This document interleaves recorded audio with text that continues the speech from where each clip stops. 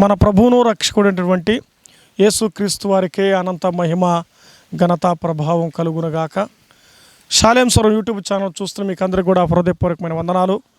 ఆ వాక్యాన్ని చూస్తున్నారని, దైవ సేవకులుగా దేవుని వాక్యం అందించడానికి ప్రభు మమ్మల్ని వాడుకుంటున్నారని, తద్వారా మీరు మా కొరకు ప్రార్థన చేస్తున్నారని, మీ కొరకు మేము ప్రార్థన చేస్తున్నామన్న సంగతిని మీరు మర్చిపోకండి. దేవునితో మన అనుదిన జీవితాల్లో ఆయనతో గడపడం ఎంతైనా ఆశీర్వాదకరమని పలుసార్లు మీకు నేను చెబుతూ ఉన్నాను. ఎందుకంటే ఈరోజంతా ఎక్కడెక్కడో కూర్చున్నాం, ఎవరెవరితో మాట్లాడాం, ఏమేమో చేసాం, ఎక్కడెక్కడో తిరిగాం. అయితే ప్రతిరోజు ప్రభు పాదాల దగ్గర ఆయన వాక్యం మనం విన్నప్పుడు మనము ఆనందించబడతాం, ఆశీర్వదించబడతాం. అంత మాత్రమే కాదు, ఆరోగ్యవంతులు అవుతాం. ఎందుకో తెలుసా, మన మైండ్, మన ఆలోచన, మన హృదయం అంతా కూడా బాడీ అంతా ప్రశాంతత కలుగుతుంది. కాబట్టి ఈ రాత్రి వేళ దేవుని వాక్యమును మనం వినగలిగినటువంటి ధన్యత దేవుడు మీకు ఇచ్చాడు. భక్తులారా, విశ్వాసులారా, శ్రోతలారా, ఈ విన్న వాక్యాన్ని మీరు కూడా 10 మందికి షేర్ చేయండి. షాలేం స్వరం తిరుపతి అనే ఈ ఛానల్ని మీరు కూడా ఏం చేయాలంటే 10 మందికి షేర్ చేయండి. దేవుడు నీతో మాట్లాడితే, నిన్ను దర్శిస్తే, నిన్ను దర్శించిన దేవుని గురించి నువ్వేం చేయాలి? నువ్వు 10 మందికి పరిచయం చేయి. తద్వారా నీ ద్వారా ఒక ఆత్మ రక్షించబడడం ఇదొక సువార్త. ఆనాడు సువార్త యేసు ప్రభువారు చేస్తూ అనేక స్థలాలు సంచరిస్తే, ఈ రోజులో మీడియా ద్వారా సువార్త అందించబడి వింటున్నవారు కోకులుగా చూస్తున్నాం. మనం వాక్యం ఎవరిని ఎప్పుడు ఎలా తాకుతుందో మనం ఎరగం. యేసయ్యను పరిచయం చేయడం నేర్చుకో. దేవుడు ఈ లోకానికి వచ్చి సంఘాన్ని నీకు పరిచయం చేశాడు. పరిశుద్ధుడు దేవుడు నీకు పరిచయం చేశాడు, అది వాక్యము ద్వారా. అలాగైతే నీవు కూడా ఈ మాటలు వింటూ ఉండగా 10 మంది నువ్వేం చేయాలి? పరిచయం చేయాలి. ఎవరిని గురించి? నీ ప్రభువును గురించి, నీ రక్షకుని గురించి. ఆయన పేరే ప్రభు అయినటువంటి యేసుక్రీస్తును నువ్వు పరిచయం చేసేవాడిగా ఉండాలి. మంచిది. వాక్యం కొరకై ధ్యానించక మునుపు మొదటగా ప్రార్థన చేసుకుందాం. పరిశుద్ధమైన తండ్రి, ప్రేమగల మా ప్రభువా, మా రక్షకుడా, మీకు స్తోత్రములు, వందనాలు. వాక్యము చదవబోతూ ఉండగా వింటున్న వారి జీవితాల్లో నవనూతనమైన కార్యమును మీరు దయచేయండి. ఎవరైతే కష్టంలో ఉన్నారో, బాధలో ఉన్నారో, వేదనలో ఉన్నారో, దుఃఖములో ఉన్నారో ప్రభువా, మీరు వారిని ఆదరించండి. ఎక్కువగా ఎండలు విపరీతంగా ఉన్నాయి తండ్రి, నాయనా వాటిని మీరు తగ్గించండి. మే మాసం మాడిపోయే పరిస్థితులు, ఏప్రిల్లో ఏడ్చాం, మేలో మాడిపోతున్నాం నాయన. ఈ ఎండల నుంచి తప్పించడానికి ఒక కృపద ఇచ్చే ప్రభా. మా జీవితాలకు ప్రభు మీరు కేంద్ర బిందువై ఉండి, వడదెబ్బలు తగలకుండా, ఎండవేడిమి తగలకుండా, వడగాలు తగలకుండా, పనిపాటలు, ప్రయాణాలు, రాకపోకల్లో, ఆరోగ్య విషయంలో ప్రతి ఒక్కరిని మీరు ముద్ర వేసి కాపాడి దీవించమని, వింటున్న వారిని, చూస్తున్న వారిని ప్రభువా ఆశీర్వదించమని యేసు క్రీస్తు వారి నామమును బట్టి ప్రార్థించడిగి వేడుకొనుచున్నాము తండ్రి, ఆమేన్. మంచిది. దేవుని వాక్యాన్ని ప్రభువు నాతో మాట్లాడిన విషయాన్ని మీతో నేను పంచుకుంటాను. దేవుడు మనతో మాట్లాడింది మరొకరికి ఏం చేయాలి? పంచాలి. పంచాలా, తెంచాలా? తుంచకూడదు, మళ్ళా పంచాలి. వాక్యాన్ని ఏం చేయాలి? పంచాలి. రొట్టెనైతే అన్నమైతే వడ్డించాలి, రొట్టెనైతే విరవాలి, వాక్యాన్ని పంచాలి. అలాగైతే దేవుని వాక్యాన్ని మనము చదువుదాం రండి. యెహెజ్కేలు గ్రంథం, బైబిల్ గ్రంథంలో 693వ పుస్తకం, అంటే 93వ పేజీ. యెహెజ్కేలు గ్రంథం 10వ అధ్యాయము 13వ వచనం చదువుకుందాం. నేను వినుచు ఉండగా తిరుగుడని చక్రములకు ఆజ్ఞ ఇయ్యబడెను. ఈ మాట మళ్ళా చదువుతున్నాను. నేను వినుచు ఉండగా తిరుగుడని చక్రములకు ఆజ్ఞ ఇయ్యబడెను. నేను తిరుగుచూ ఉండగా అంటే నేనంటే నేను కాదు, వాక్యం చదివి మీరు కాదడా. అక్కడ ఎవరు అంటే ఒక ప్రవక్త ఉన్నాడు, ఆయన పేరు యెహెజ్కేలు. బైబిల్ గ్రంథంలో వీరిని పెద్ద ప్రవక్తలు అంటారు. పెద్ద ప్రవక్తలను ఎప్పుడు అంటారు నాయన? పెద్ద ప్రవక్తలు ఎవరు అంటారంటే డబ్బున్న వాళ్ళందరినీ లేకపోతే పెద్ద పెద్ద బిల్డింగ్లు కట్టిన వాళ్ళని కాదు. మనం చూస్తున్నాం నేడు చైనా, జపాన్ ఏమైపోతుందో తెలిసిన రకరకాల పరిస్థితి, పెద్ద పెద్ద బిల్డింగ్లు లోతులకు వెళ్ళిపోతున్నాయంట. ఆలోచన చేయండి. ఇక్కడ ఎవరు అంటే దైవ గ్రంథంలో యెషయా ఒక పెద్ద ప్రవక్త, ఇర్మియా ఒక పెద్ద ప్రవక్త, హెస్కేల్ ఒక పెద్ద ప్రవక్త. ఎందుకు వీళ్ళు అలా ఒక మరి పెద్దవారు అంటే వీళ్ళ గురించి ఎక్కువ కంటెంట్ రాశారు. అంటే చాలా వరకు చరిత్రను ఎక్కువగా చెప్పారు, కొంతమంది చరిత్రను తక్కువగా చెప్పారు. అందువల్ల వీరిలో పెద్ద ప్రవక్తలు ఉన్నారు, చిన్న ప్రవక్తలు ఉన్నారు. ఇప్పుడు మనం చదువుకున్నటువంటి ప్రవక్త ఎవరంటే యెహెజ్కేలు. ఇప్పుడు యెహెజ్కేలు అంటున్నాడు, నేను వినుచు ఉండగా. అంటే ఆ నేను చోట ఎవరు రాసుకోవాలి? ఎవరు రాసుకోవాలా? ఏం రాసుకుంటున్నావా? యెహెజ్కేలు రాసుకోవాలి. రైట్. ఇప్పుడు అర్థం, యెహెజ్కేలు వినుచు ఉండగా అని ఇప్పుడు మనం అర్థం చేసుకోవాలి. యెహెజ్కేలు వినుచు ఉండగా అని మాట. యెహెజ్కేలు ఎక్కడ వింటూ ఉన్నాడు? ఇది మళ్ళా ప్రశ్న. ఎవరో విన్నాం, నేను అనేది ఎవరు తేలిపోయింది. ఎక్కడ వింటూ ఉన్నాడు అని చూడాలి ఇప్పుడు, అంతే కదా? చెట్టు మీద వింటున్నాడా, లేదా గుట్ట మీద ఉంటున్నాడా, ఈదులో వింటున్నాడా? ఎవరా? యెహెజ్కేలు ఎక్కడ వింటున్నాడు?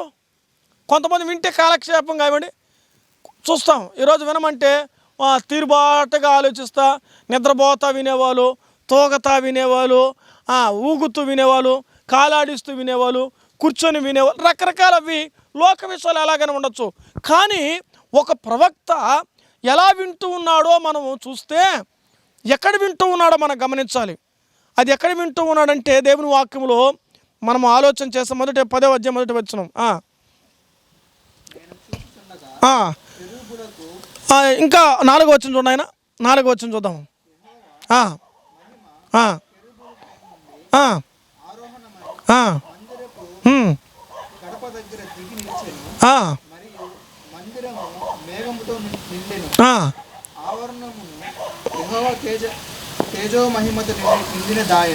నిండిన దాయను అంటే ఇప్పుడు ఎక్కడ రాయబడుతుంది? ఇక్కడ ఎక్కడ అంటే ఇక్కడ మనది ఎక్కడ వింటూ ఉన్నాడు అంటే దేవుని ఆలయములో తాను వింటూ ఉన్నాడు. ఆ ఆలయంలో ఏమి జరుగుతుంది? దేవుని మహిమ దిగి వచ్చింది, దేవుని తేజస్సుతో నింపబడుతుంది. కాబట్టి ఎక్కడ 2-3 కూడి నా నామను ప్రార్థిస్తారో అక్కడ దేవుని మహిమ దిగి వస్తుంది. మందిరాలు కాదు, హస్తకృతమైన ఆలయాలు కాదు దేవుడు చూస్తుంది. 2-3 కూడి ప్రార్థించే వారి మధ్యలో దైవ మహిమ ఉంటుంది. ఇప్పుడు దేవుని యొక్క ప్రసన్నత, దేవుని మహిమ ఇక్కడ కెరూబుల నుండి ఆరోహణమైన మందిరపు గడప దగ్గర నిలిచెను. మందిరము మేఘముతో రాయబడిన మాట నిండెను. ఒక మంచిటువంటి పరిస్థితిని చూస్తూ ఉన్నాయి ఇక్కడ.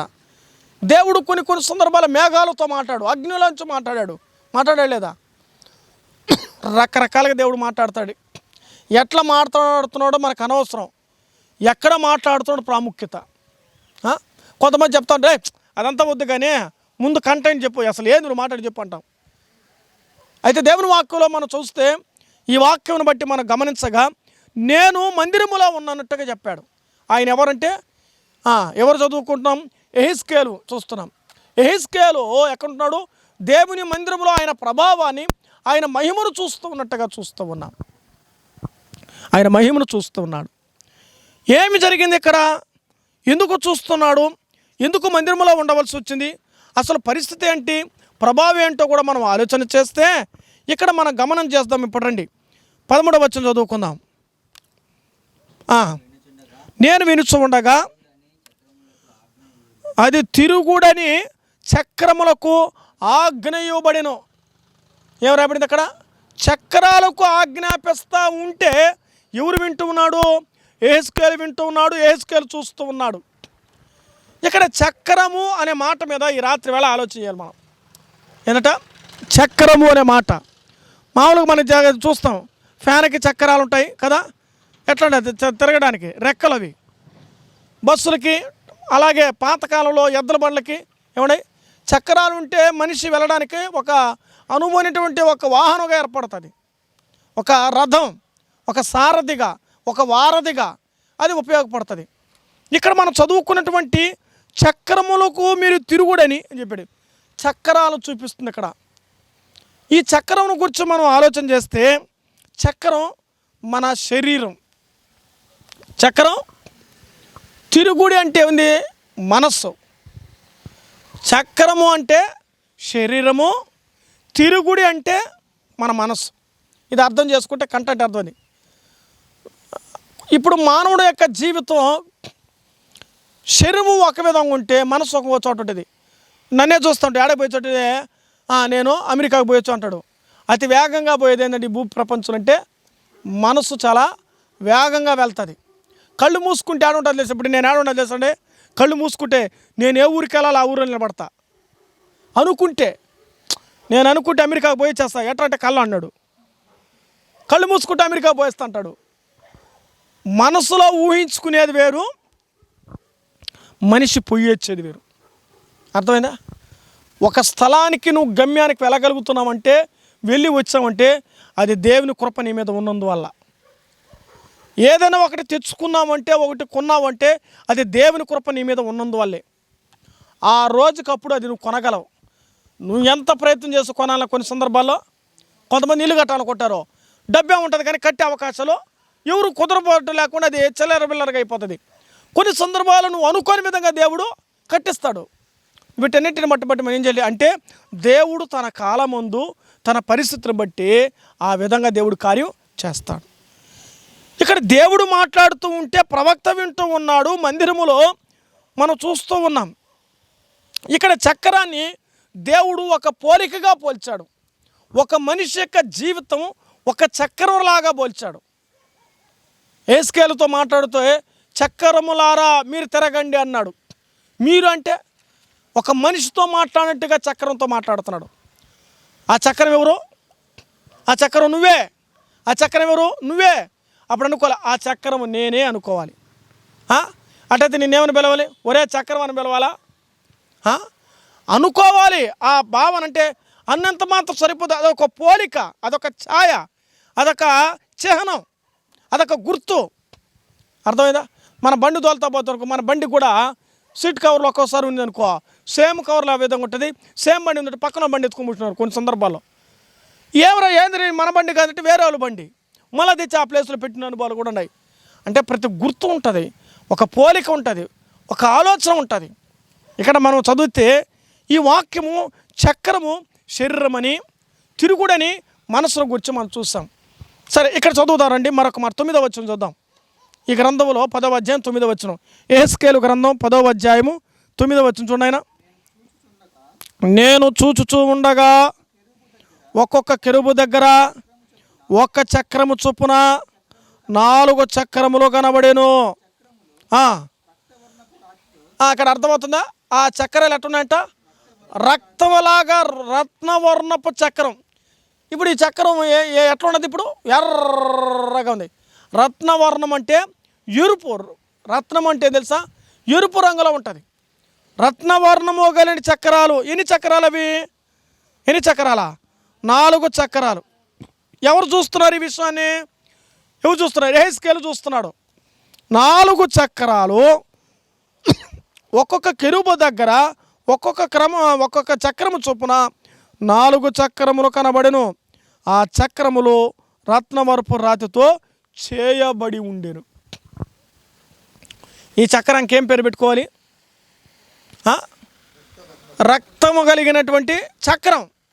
రక్తము కలిగినటువంటి చక్రముగా చూస్తున్నాం. ఇది ఈ రక్తం మన ప్రభునటువంటి యేసుక్రీస్తు వారికి సాదృశ్యం. యేసుక్రీస్తు రక్తధారలో నువ్వునేమేమైంది తెలిసిన?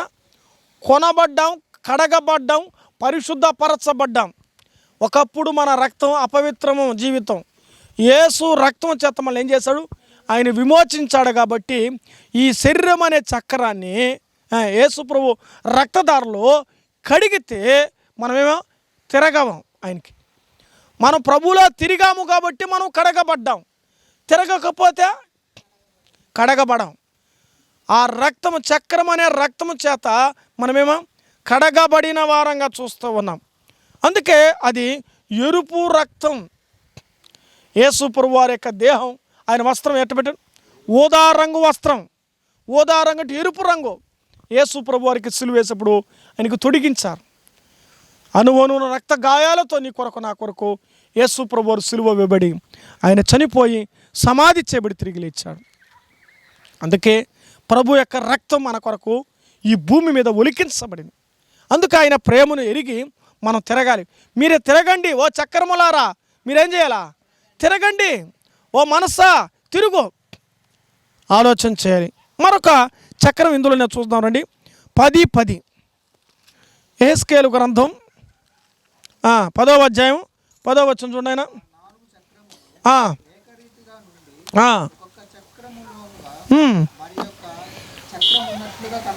అక్కడ మళ్ళీ ఒక విషయం చెప్పాడు. ఇక్కడ ఏం చెప్తున్నాడు? మన 10వ వచనం చూస్తే ఆ 4 చక్రములు ఏకరీతిగా ఉన్నాయి. 4 ఎట్లా ఉన్నాయంట? ఒకే విధంగా ఉన్నాయంట. దాని డిజైన్ కూడా ఒకటేగా ఉందట. దాన్ని తీస్తే కూడా దాని సైజు దాని వెడల్పు ఒకటే. అవి ఎట్టున్నాయంట? ఏకరీతిగా నుండి ఒక చక్రములకులోగా మరొక చక్రము కనబడినట్లుగా అవి కనబడి, అంటే దాని లోపల కూడా వెళ్ళిపోతే కూడా ఎట్టున్నాయా? ఒకేలాగుందట.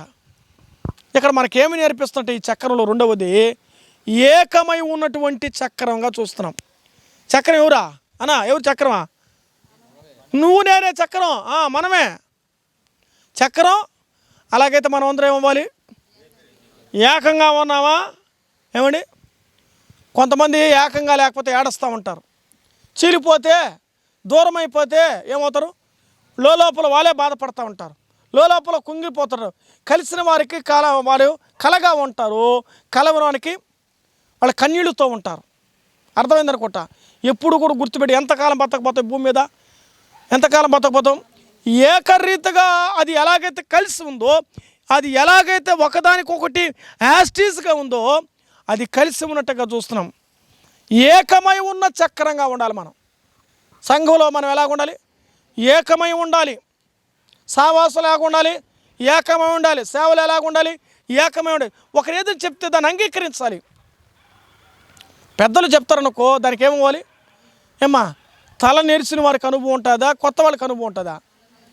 వాళ్ళ అనుభవాలు చెప్తారు. పెద్దల మాట సద్ది మూట అని అనుకో, నిజమే. నువ్వు తెల్లారితే ఇప్పుడు ఎండాకాలం ఇడ్లీ తిను, అదే చక్కగా ఒక సంగటి ముద్ద కలిపి తాగు, లేదా అన్నం తాగు. ఆ యొక్క నెమ్మదికి, ఇడ్లీ తినే నెమ్మదికి ఎంత తేడా ఉంటుందండి కడుపులో. అర్థమైందా? ఈరోజు ఒక డాక్టర్ని చూస్తాను, కడుపులో 1 కేజీ వెంట్రుకలు ఉందంట. 1 కేజీ వెంట్రుకలు కడుపులో ఉండిందంట. ఇదొక ఆశ్చర్యం. ఎట్ట కుదిరిందో, ఎట్ట ఏర్పడిందో అర్థం కావడాల. ఈరోజు చూస్తుంటే మీడియాలో, సోషల్ మీడియాలో వైరల్ అయిపోతున్నాయి రకరకాలుగా. విచిత్రాల వింతలు వింటున్నాం మనం, వింతలు వింటున్నాం. మన జీవితంలో మనం ఒక వింతగా తయారవ్వాలి. అర్థమవుతుంది? మనొక వింతగా తయారవ్వాలి. ఇక్కడ మనం చూసినప్పుడు యేసు క్రీస్తులో ఏకమాడి. ఈరోజు సంఘాలు ఎలాగుందంటే, మీరు మా క్యాస్ట్, మీరు మా వాళ్ళు, ధనికులు ఒక పక్క, దరిద్రులు ఒక పక్క, ఐశ్వర్యంతో ఒక పక్క, ఐశ్వర్యం లేని వాళ్ళు ఒక పక్క, ఇలాగ భేదాలు చూడకూడదు సంఘాల్లో. క్యాస్ట్ ఫీలింగ్ సంఘంలోనికే రాకూడదు. మనం ఎవరు?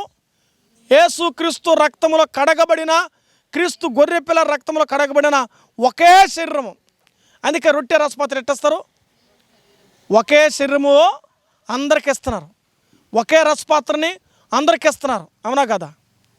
ఇంకా మీకు అర్థం అంటే, బిడ్డ తిని తల్లి తింటుందా లేదా? తల్లి తినేది బిడ్డ తింటాడే లేదా? ఎందుకని? ఇది ఒకే శరీరం, ఒకే శరీరం. కానీ ఇక్కడ నువ్వు భేదాలు చూపిస్తే, నువ్వు విడగొడితే, నువ్వు చెడగొడితే, నువ్వు పడగొడితే ఇది నీకు న్యాయమేనా? నీ వల్ల కార్యం ఆగిపోతే, నీ వల్ల చెడిపోతే ఇది నీకు న్యాయమేనా? దేవుడు చూడ్డా? దేవుడు గమనించడా? దేవుడు ఆలోచింపచేయడా? గలతీ పత్రిక చూడైనా, గలతీ పత్రిక 3వ అధ్యాయము, గలతీ పత్రిక 3వ అధ్యాయము 28వ వచనం ఒకసారి చదువుదాం. గలతీ 3:28 చూద్దాం. చదువు నాయన, త్వరగా చదవాలి.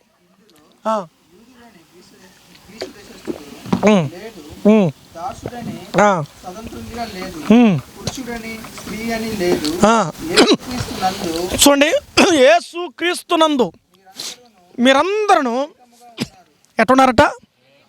మా స్త్రీ అని పురుషుడని లేదు, అందరూ ఒక సంఘంలో ఎట్టున్నా చెప్పాను. ఇంతకుముందు చెప్పాను, నేను ఒక పెద్దవాడు ఉంటే నాకని చిన్నవారిని, పెద్దవారు కనిపిస్తే తల్లిగా భావించాలి, చెల్లిగా భావించాలి, సోదరుడుగా భావించాలి, సహోదరుడిగా భావించాలి. సంఘంలో అర్థమైంది. నాకన్నా పెద్దవారిని అక్కగా భావించాలి. అటు ఉంటే ఏ సమస్య లేదు. ఎప్పుడైనా మా స్థానిక సంఘంలో ఉన్నవారు ఎవరంటే మా తమ్ముడు అంటారు, సేవకుని ఏమని చెప్తున్నారు, నేనేం చెప్తున్నాను, వాళ్ళే ఎవరు కనిపెట్టి మా అక్క అంటాము. అంటే ఒక ఉదరములోంచి వచ్చిన వారుగా భావించితే ఆ సమస్య లేదు. కానీ ఎప్పుడైతే మా అక్క మా తమ్ముడని ఆ భావన ఉంటుందో, మామూలుగా మీరు ఆలోచించండి, మీకు ఇంకా బాగా అర్థం కాబట్టి, అన్నదమ్ముళ్ళు ఇద్దరు రచ్చేసుకుంటారు. అనుకోకుండా తమ్ముడు దారిలో పోతుంటే తమ్ముడు కొడతా ఉంటారు, అన్నదే దారిలో పోతే గుమ్ముంటాడా? ఎంత పగ ఉన్నా కొట్టాడుకున్నా నిలబడి ఏం జరిగింది ఏమన్నా మధ్యస్థరం పోయినా మాట్లాడతాడు. మాట్లాడుకోకపోయినా ఏమవుతాడా? ఆగే ఆ సంగతిని తేల్చుకొని ఏదో విధంగా ఏదో చేస్తూ ఉండేది చూసి ఏదో చేసి వెళ్తాడు. మామూలుగా వెళ్ళండి 90%, 10% బయట వెళ్ళేద్దాం. మరి సంఘంలో నీ సంగతి ఏంటి? నీ సంగతి ఏంటి? నువ్వు ఎలా ఉన్నావు? దేవుని వాక్యం అంటుంది, దేవుని పిల్లలు ఒక్క శరీరంలో ఉన్నవారు ఎట్టుండాలి? ఏకమై ఉండాలని చెప్తుంది. ఏకమై ఉండాలంటే దేవుని వాక్యంలో కొన్ని విషయాలకు లోబడాలి. పెద్దలు చెప్పినప్పుడు, సేవకులు చెప్పినప్పుడు లోబడాలి, మంచికే లోబడాలి. దేవుని సేవకులు కనిపించినప్పుడు ఏమండి, ఈరోజు సంఘాల పిల్లలు కూడా 2 చేతులు ఎత్తి నమస్కరించలేని వారు వందనాలు కూడా చెప్పాలండి. స్థానిక సంఘం పిల్లలు కొంతమంది 2 చేతులు, చిన్న పిల్లలు.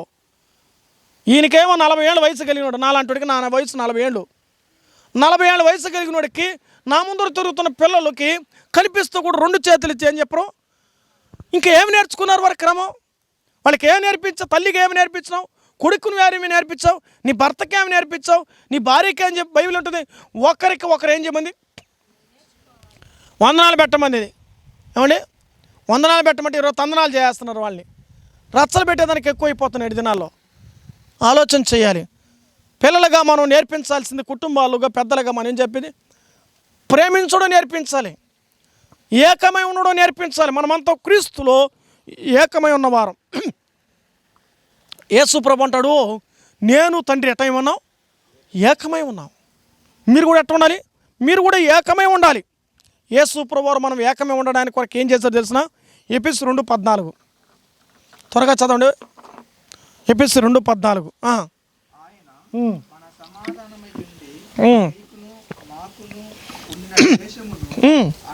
అనగా విధిరూపకమైన ఆజ్ఞలు గల ధర్మశాస్త్రమును మన శరీరమందు కొట్టివేయుట చేత మధ్య గోడను పడగొట్టి మన ఉభయములు ఏం చేస్తాడంట? ఏకం చేస్తాడు. యేసు ప్రభు సిలువలో రక్తం కార్చడం వల్ల మనమందరం కూడా ఏకమైపోయాం. ఏ ఊరి వారమో ఎవరికి చెందామో కానీ యేసు క్రీస్తులో ఏకమయ్యాం. అబ్బా ఎంత భాగ్యం! ఏ ఊరి వారమో మనమందరం కూడా ఎవరికి చెందామో ఇప్పుడు యేసు క్రీస్తులో ఒక సంఘములో కూడి దేవుని వాక్యం వింటున్నామంటే ఆహా ఎంత భాగ్యం, ఎంత ధన్యత. కాబట్టి ఇది ఏకమైనటువంటి చక్రం. 3వ చక్రం చూద్దామండి. యెహెజ్కేలు గ్రంథం 10వ అధ్యాయం 11వ వచనం. అవి జరుగుతూ ఉండగా 4 వైపులా జరుగునట్లుగా ఉండెను, వెనుకకు తిరిగి చూచుండెను. తల ఏ తట్టు తిరుగునో అవి ఆ తట్టే దాని వెంట పోవచ్చు ఉండెను.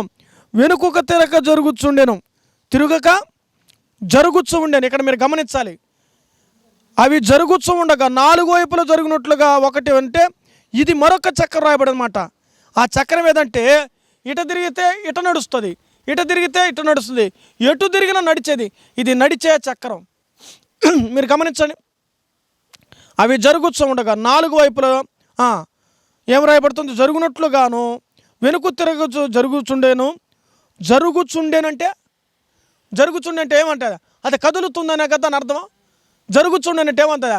వెళుతూ ఉన్నట్టే కదా. వెళుతూ ఉంది అంటే దాంట్లో అర్థం ఏమంటే అది నడిపించబడుతూ ఉంది. ఇటుపోతే ఇటు, ఇటుపోతే ఇటు అంటే నడిపించబడిన చక్రం. సంఘాల్లో మనం ఎలా ఉండాలి? నడిపించబడాలి. సంఘములో పురుషుడు నాయకత్వం ఉండాలి. సంఘానికి శిరస్సు ఎవరు? యేసు క్రీస్తు వధువు సంఘం. ఆయనే శిరస్సు అయి ఉండాలి. ఏలిక ఆయనే. ఈరోజు ఏలికని పేలికలు చేస్తున్నారు సంఘాల్ని. వాళ్ళు ఇష్టం వచ్చాడుగా రాజీకి పడి వాళ్ళు ఇష్టంగా చీల్చేస్తున్నారు. ఆలోచించాడు. ఆయన శిరస్సు అయిన వాడిని శిరస్సును ఏం చేయకూడదా? జాగ్రత్త. శరీరం ఎంత ప్రాముఖ్యమో శిరస్సు కూడా. నువ్వు లేకపోతే ఏమంటారు? నువ్వు లేకపోతే ఎప్పుడు తెలుస్తుందంటే లేనప్పుడు తెలుస్తుంది దాని విలువ. దాని విలువ లేనప్పుడు తెలుస్తుంది. మనం ఎలాగ ఉండాలంటే నడిపించబడే వారంగా ఉండాలి. ఇర్మియా గ్రంథం 31:19 చూడండి. ఆయన ఇర్మియా గ్రంథం 31:9 ఒకసారి త్వరగా చదవండి. ఇర్మియా గ్రంథం మనం ఎలా నడిపించాలి దేవుని వాక్యంలో. ఇర్మియా గ్రంథం 31:9 ఏం రాయబడింది అక్కడ? త్వరత వారు ఏడ్చుచూ వచ్చేదరు, వారు నన్ను ప్రార్థించుచు ఉండగా. అది మన ప్రార్థన చేసుకొని పోవాలి. మనం బాగా నడిపించబడాలి భూమి మీద అంటే, అన్ని విధాలు నడిపించబడాలంటే మనకేముండాలి? ప్రార్థనలో నడిపించబడిన జీవితం కావాలి. మనకు విశ్వాసులకు ఏముండాలి? ప్రార్థన కలిగినటువంటి జీవితం ఉండాలి. మనం లోకంలో నడిపించబడాలంటే ప్రార్థనా జీవితం. కాబట్టి నడిపించబడే చక్రంగా చూస్తూ ఉన్నాం.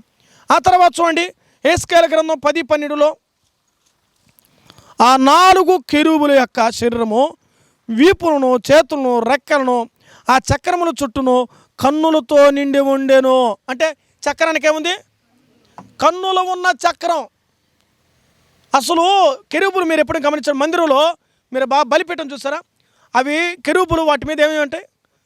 ఆ పక్షుల్లాగా కనిపిస్తుంటారట. అంటే దేవదూతలు వారి మొక్కలు కూడా ఎట్టంటే కప్పిబడి ఉంటాయి. దేవుని చూడలేనంత వారికి భయపడతారు. ఎవరో దేవదూతలు, అంత భయం అన్నమాట దేవుడు అంటే. మనకేమి లేదు, దేవదూతలకు భయం ఉంది. ఎందుకో తెలుసా? ఆయన చేసింది వాళ్ళకి తెలుసు. ఆయన విలువ ఎవరికి తెలుసు ఎక్కువదంటే దేవదూతలకు తెలుసు. ఆయన విలువ మనకు అంతగా తెలియదు కాబట్టి భయం లేదు. భయం ఉంటే తెలుస్తుందని, భయం ఉంటే దాని మీద జోలికి పోతామా? భయం లేనప్పుడే మనం దాని మీద ఉంటాం. ఒకవేళ ఒకసారి తగిలిందనుకో మళ్ళా అర్థమవుతుంది, మళ్ళీ పోవం. అంటే భయం. కాబట్టి ఇది కన్నులతో ఉన్న చక్రంగా చూస్తున్నాం. చివరిగా చూడండి యెహెజ్కేలు గ్రంథం 10:17 5వ చక్రం చూద్దాం. 5వ చక్రం 10:17 జీవులకున్న ప్రాణము చక్రములో ఉండేనమ్మా. జీవం ఎక్కడ ఉందంట? చక్రములో ఉంది. అంటే ఇప్పుడు ఏం రాసుకోవాలి? జీవంతో ఉన్న చక్రము, బ్రతికి ఉన్న చక్రము, జీవిస్తున్న చక్రం అని రాసుకోవాలి మనం. ఈరోజు ఈ చక్రం ఎవరా? నువ్వు ఆగిపోకూడదు, నడిపించబడాలి. గుర్తుపెట్టుకో, చాలామంది ఆగిపోతున్నారు. ఈ చక్రం ఆగిందంటే నీకే కష్టం, నీకేం జరగదు. ఆగిందంటే అర్థం తెలుసా? నువ్వు దేవునితో కలవలేకపోతున్నావు. ఈ చక్రం నడిపించబడిందని విన్నాం. ఇప్పుడేం చదువుకున్నాం? జీవం ఉన్న చక్రం. జీవం ఉందంటే అర్థం ఏంటి తెలుసా? నువ్వు బ్రతికి ఉన్నావని అర్థం. యేసు ప్రభువులు మనం ఏమాలి? బ్రతుకుతూ బ్రతకాలి. ఎవరులా? యేసులో బ్రతుకుతూ బ్రతకాలి. సత్య బ్రతకడం కాదు. ఒకప్పుడు చనిపోయాం, యేసు ప్రభువులు బ్రతికాం. ఇప్పుడు మనం మళ్ళా సావకూడదు. సత్య బతికితే ఏమి లేదా? 10 సార్లు అబద్ధం చెప్పాడు, 11 సారి వాడు నమ్మతారా? పోరా నువ్వు అబద్ధం చెప్తున్నావా అంటారు. దేవుడి విషయాల్లో మనం బ్రతుకుతూ ఉండాలి. జీవిస్తున్నాను పేరు మాత్రమే ఉంది, కానీ నువ్వు ఎలాంటి వాడివి? అది మృతుడివే, పేరుకే బతికావు. కొంతమంది అంట శరీరం ఉండదే కానీ నా బ్రతుకు మీద నాకేం లేదు, ఆశే లేదు. చనిపోతే బాగోదు. ఎప్పుడా? అన్నీ కోల్పోయినప్పుడు మాట్లాడతాం. సుఖంగా ఉంటా ఈ బతుకు చచ్చిపోతే బాగుంటుందా? అప్పుడు ఏమందో జరిగేటప్పుడు బాగానే ఉంటుంది. అదే చెప్పినట్టు తినేటప్పుడు రుచిగా ఉన్నప్పుడు బాగుంటుంది. తిన్న తర్వాత అంత అనిపిస్తే ఎందుకు రా తిన్నామనిపిస్తుంది. శరీరం కదా, నోరు కదా. ఆలోచించేద్దాం. మనం బ్రతకాలి ప్రభువులో. ఎందుకో తెలుసా? యేసు ప్రభు నిన్ను బ్రతికించింది ఎందుకోసం? ఆయన కొరకు బ్రతకమని.